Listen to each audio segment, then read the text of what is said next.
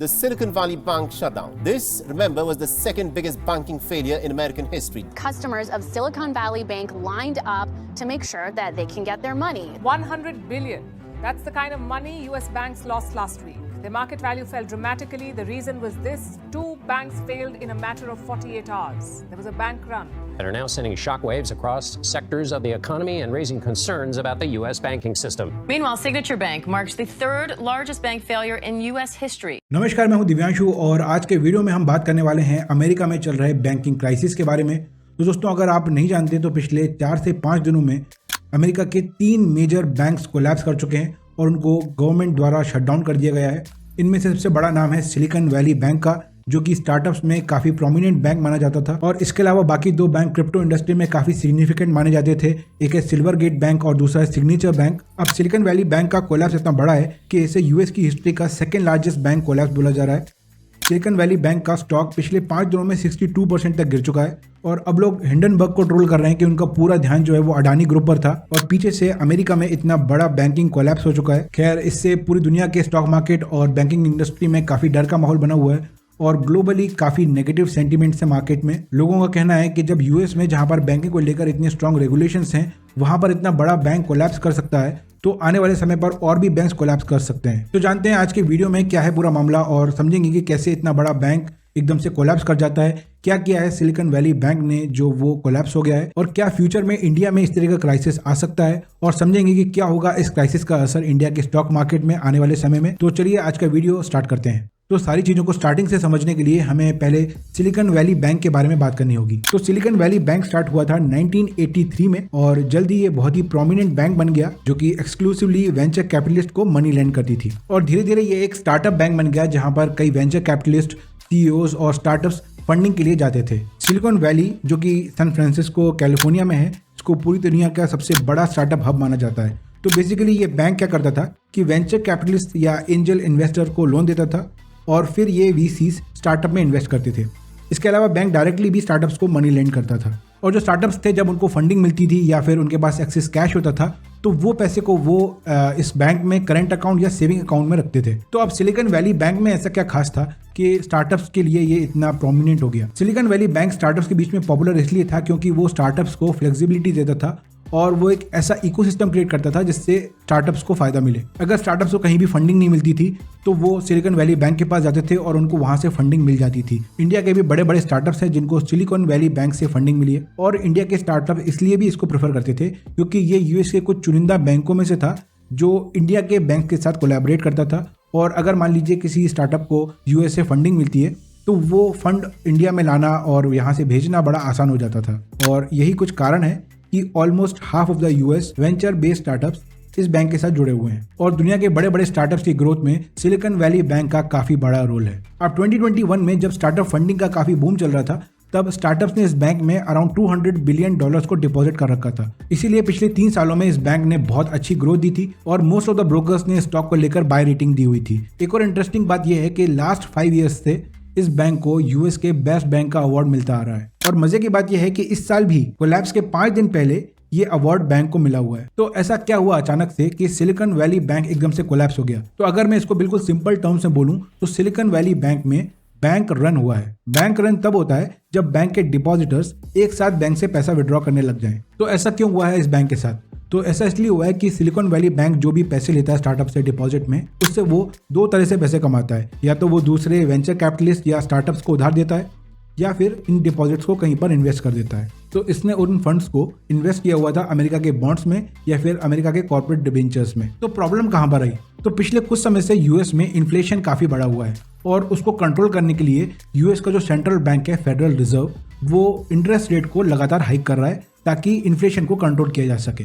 अब जब interest rate को हाइक करते हैं तो प्रॉब्लम ये आती है कि जो भी बॉन्ड्स होते हैं उनके दाम घटने लगते हैं और बॉन्ड यील्ड बढ़ जाती है। इससे जो भी लोग बॉन्ड्स में इन्वेस्ट करते हैं उनको घाटा होने लगता है। सपोज जब बॉन्ड को खरीदा तो जो इंटरेस्ट रेट थे वो 1 से 2% के आसपास थे और धीरे धीरे इंटरेस्ट रेट 4 से 5% हो गए तो धीरे धीरे बॉन्ड की वैल्यू कम होने लगी और जब बॉन्ड्स की वैल्यू कम होने लगी तो सिलिकॉन वैली बैंक को नुकसान होना स्टार्ट हो गया। अब ये कोई बहुत बड़ा इशू नहीं है, बैंक्स को मोमेंटरीली लॉस हो सकता है, लेकिन ये तब तक बड़ा इशू नहीं है जब तक जिन्होंने बैंक में पैसे डिपॉजिट किए हैं वो सब एक साथ बैंक से पैसे निकालने ना आ जाएं और बैंक को मजबूरी में लॉस में वो बॉन्ड्स बेचने पड़े।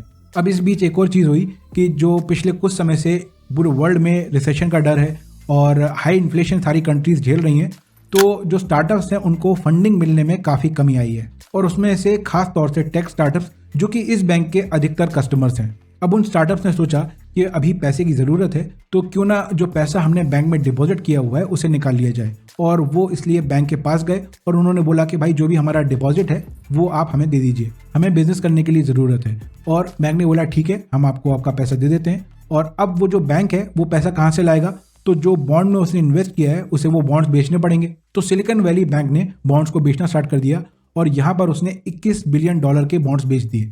अब $21 बिलियन बॉन्ड बेचने में उसको करीब $1.8 बिलियन का नुकसान हो गया। अगर मोटे तौर पे समझें तो ये इंडियन रुपीस में 15,000 करोड़ रुपए होता है।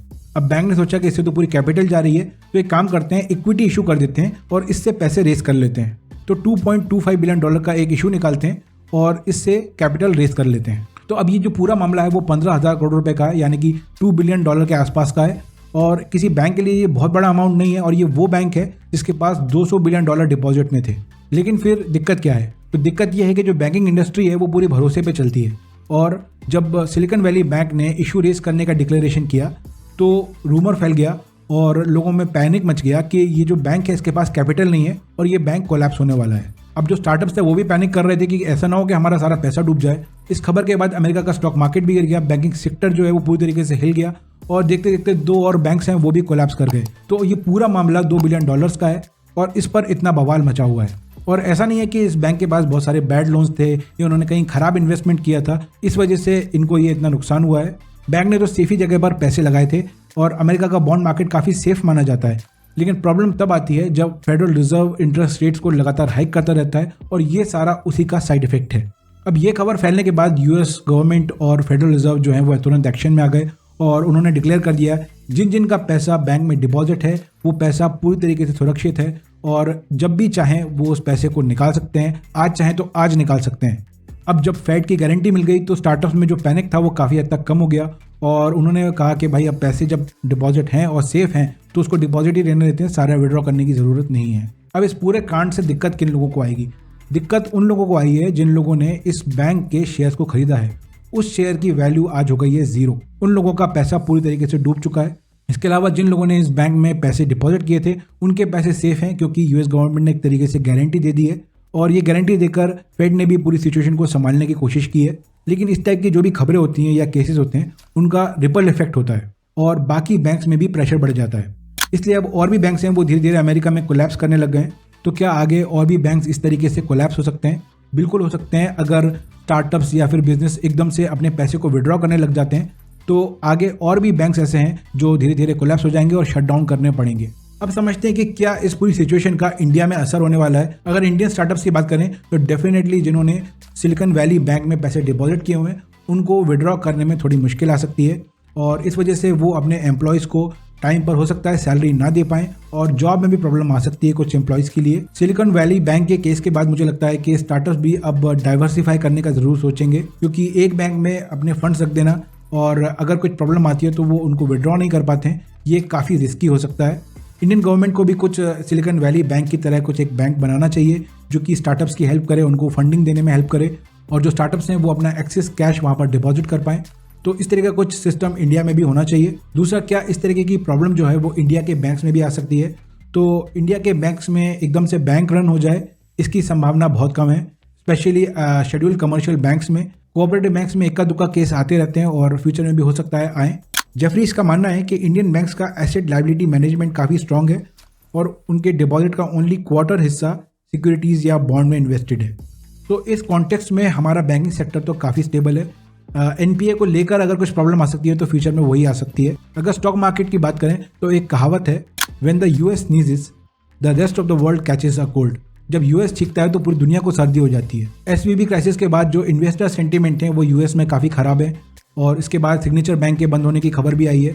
तो इस वजह से सेंटिमेंटली पूरा मार्केट जो है वो डाउन है और इसीलिए इंडिया का मार्केट भी सेंटिमेंटली डाउन था। कल सेंसेक्स 900 पॉइंट डाउन था और निफ्टी भी 250 पॉइंट गिर गया था और कुछ दिनों तक ये फॉल कंटिन्यू रहने वाला है ऐसा लगता है। क्या बैंकिंग सेक्टर कोलैप्स के बाद फेड इंटरेस्ट रेट को हाइक करने में कमी लाता है और आगे जाके कितना हाइक करता है ये हमें देखना होगा। अब ऐसा लग तो रहा है कि फेड इंटरेस्ट रेट को एग्रेसिवली हाइक तो नहीं करेगा, और अगर करेगा भी तो मुझे लगता है इतना डैमेज हो चुका होगा कि जो मार्केट है वो इंटरेस्ट रेट के हाइक को बचा जाएगा। चलिए आज की वीडियो को यहीं खत्म करते हैं। अगर इसी तरह के वीडियोस और देखना चाहते हैं और अगर पहली बार इस चैनल पर आए हैं तो सब्सक्राइब जरूर कीजिए, बेल आइकन प्रेस कीजिए ताकि कोई अपडेट मिस ना हो। एंड मिलेंगे आपसे अगले वीडियो में।